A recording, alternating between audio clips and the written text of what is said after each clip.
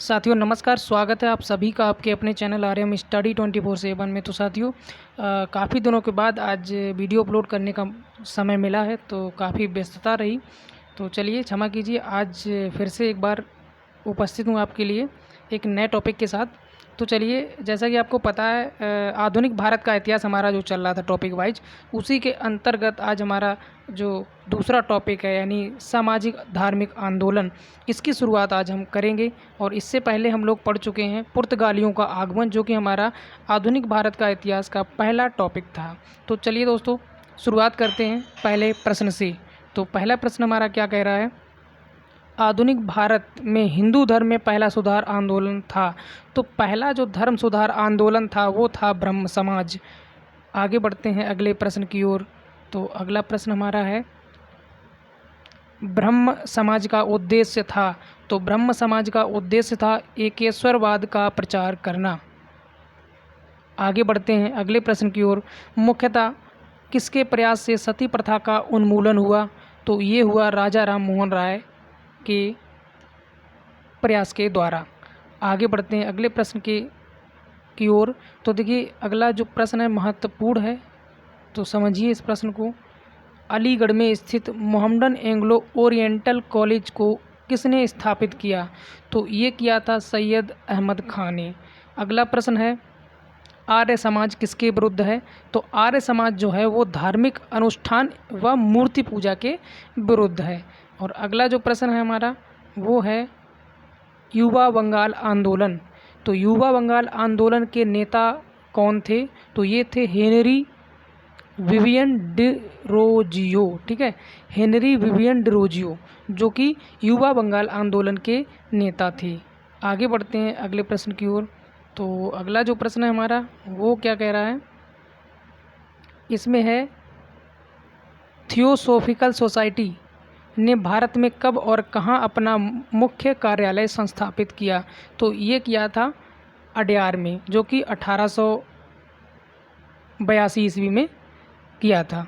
तो चलिए प्रश्न को एक बार देखते हैं फिर से। थियोसॉफिकल सोसाइटी ने भारत में कब और कहाँ, ठीक है, कब और कहाँ पूछा गया है। तो 1882 में और कहाँ, अड्यार में मुख्य कार्यालय संस्थापित किया। अगला जो प्रश्न है वो है, एक से आधा प्रश्न ऊपर पहुंच गया, चलिए अब देखते हैं।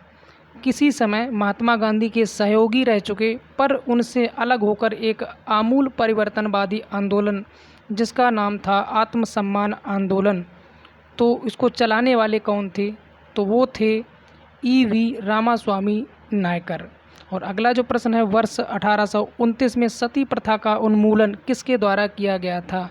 तो 1829 में सती प्रथा का उन्मूलन किया गया था लॉर्ड विलियम बेंटिंग के द्वारा। आगे बढ़ते हैं अगले प्रश्न की ओर। और इसमें कहा गया है, स्वामी विवेकानंद का मूल नाम क्या था। तो स्वामी विवेकानंद का मूल नाम था नरेंद्र नाथ दत्त। और अगला प्रश्न है हमारा, 19वीं सदी में ज्योतिबा फुले के सत्य शोधक समाज ने क्या प्रयास किया था। तो उनका जो प्रयास था वो था दंभी ब्राह्मणों तथा उनके अवसरवादी धर्म ग्रंथों से नीची जातियों की रक्षा। ये था उनका प्रयास सत्य शोधक समाज के द्वारा। और अगला जो प्रश्न है उसमें कहा गया है, 1873 ईस्वी में सत्य शोधक समाज की स्थापना की गई। तो 1873 ईस्वी में सत्य शोधक समाज की जो स्थापना की गई वो ज्योतिबा फुले के द्वारा की गई। और अगला प्रश्न है, किस धर्म सुधारक की मृत्यु भारत के बाहर हुई थी।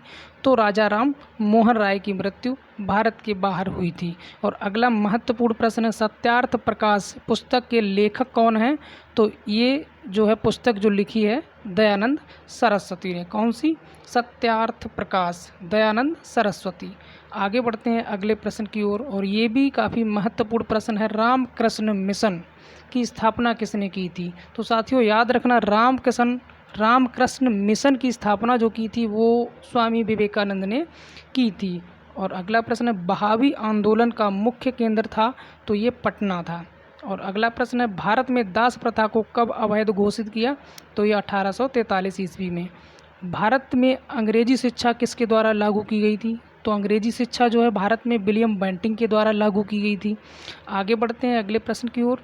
तो इसमें है हमारा, वेदों में संपूर्ण सच्चाई निहित है, यह व्याख्या की गई। तो यह व्याख्या स्वामी दयानंद के द्वारा की गई। कौन सी? वेदों में संपूर्ण सच्चाई निहित है।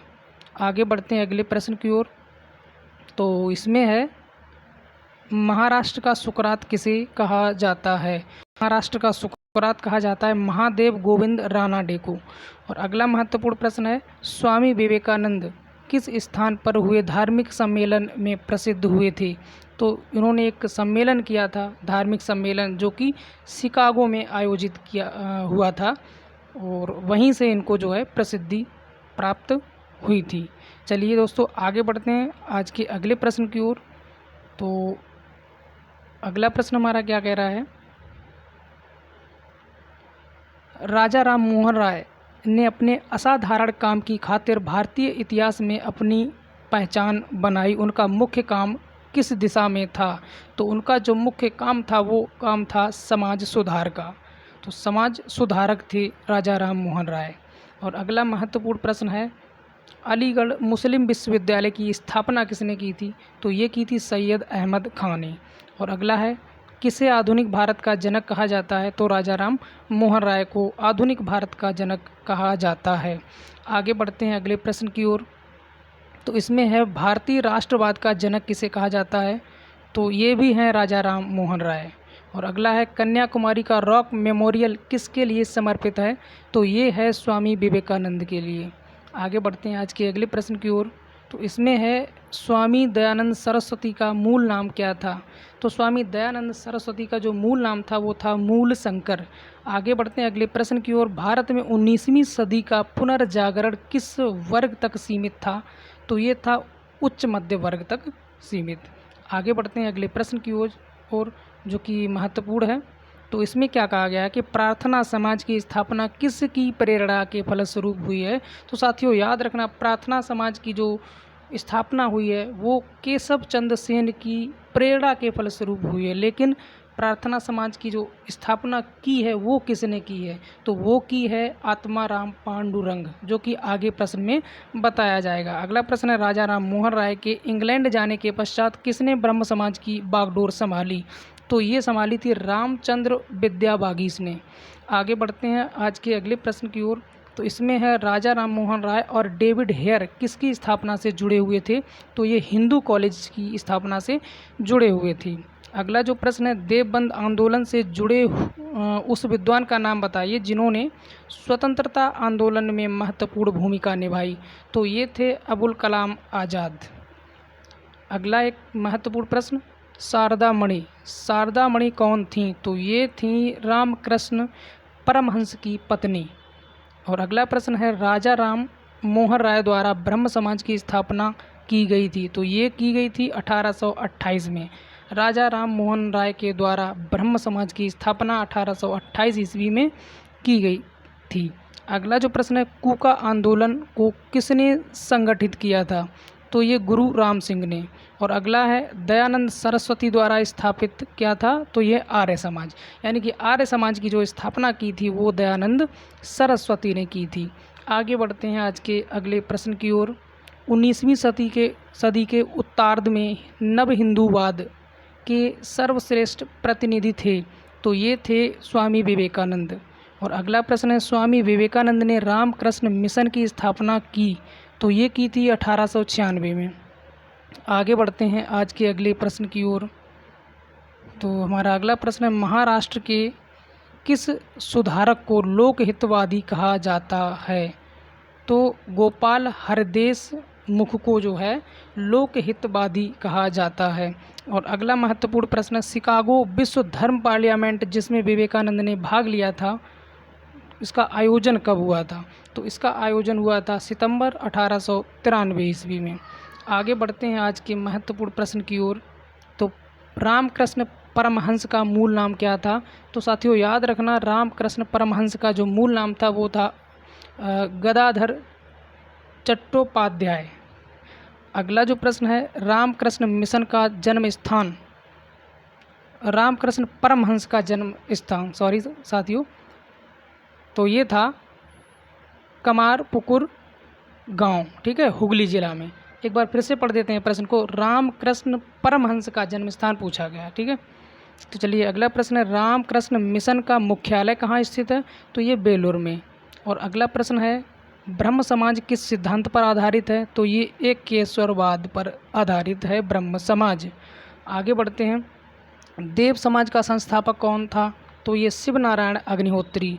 और अगला प्रश्न है, राधा स्वामी सत्संग के संस्थापक कौन थे? तो ये शिव दयाल साहब थे। और अगला है, फारसी साप्ताहिक मिरात उल अखबार को प्रकाशित करते थे? तो ये करते थे राजा राम मोहन राय। कौन सा अखबार? मिरात उल अखबार, ठीक है। आगे बढ़ते हैं अगले प्रश्न की ओर। तो इसमें है, बाल विवाह, सती प्रथा, सॉरी एक मिनट, चलिए दोस्तों फिर से पढ़ते हैं प्रश्न को थोड़ा सा। हाँ चलिए देखिए प्रश्न क्या है। बाल विवाह प्रथा को नियंत्रित करने हेतु तो 1872 के सिविल मैरिज एक्ट ने लड़कियों की जो विवाह की न्यूनतम उम्र निर्धारित की थी वो कितनी की थी? तो वो की थी 14 वर्ष। और अगला प्रश्न है, तहजीब उल अखलाक के रचनाकार कौन है? तो ये सैयद अहमद खां। और अगला प्रश्न है, किसने कहा था अच्छा शासन स्वशासन का स्थानापन्न नहीं है? तो ये कहा था स्वामी दयानंद सरस्वती ने। आगे बढ़ते हैं आज के अगले प्रश्न की ओर। तो चलिए साथियों, कुछ प्रश्न और बचे हुए हैं, इनको भी समाप्त कर लेते हैं आज। तो आज ही हमारा टॉपिक हो जाएगा कंप्लीट। तो चलिए, महत्वपूर्ण प्रश्न जो कि काफ़ी परीक्षाओं में पूछा भी जाता है, वेदों की ओर लौटो। वेदों की ओर लौटो किसने कहा था? तो ये कहा था दयानंद सरस्वती ने। और प्रार्थना समाज के संस्थापक कौन थे? तो ये थे आत्माराम पांडुरंग। और अगला प्रश्न है, किस व्यक्ति ने सर्वप्रथम स्वराज्य शब्द का प्रयोग और हिंदी को राष्ट्रभाषा माना? तो ये माना था स्वामी दयानंद सरस्वती ने। आगे बढ़ते हैं अगले प्रश्न की ओर। तो अगला प्रश्न है, किस वर्ग को सर्वप्रथम पश्चिमी सभ्यता ने प्रभावित किया? तो ये किया था शिक्षित हिंदू मध्यम वर्ग को। और अगला प्रश्न है,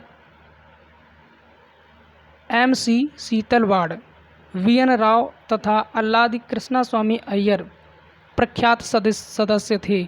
तो ये सदस्य जो थे मद्रास लेबर यूनियन की। आगे बढ़ते हैं, अगला प्रश्न देखिए महत्वपूर्ण, अहमदिया आंदोलन जो कि 1889 से 90 के बीच हुआ, किसने प्रारंभ किया? तो ये अहमदिया आंदोलन जो है ये मिर्ज़ा गुलाम अहमद ने प्रारंभ किया था। और अगला प्रश्न है, किसने विवेकानंद को आधुनिक राष्ट्रीय आंदोलन का आध्यात्मिक पिता की संज्ञा दी?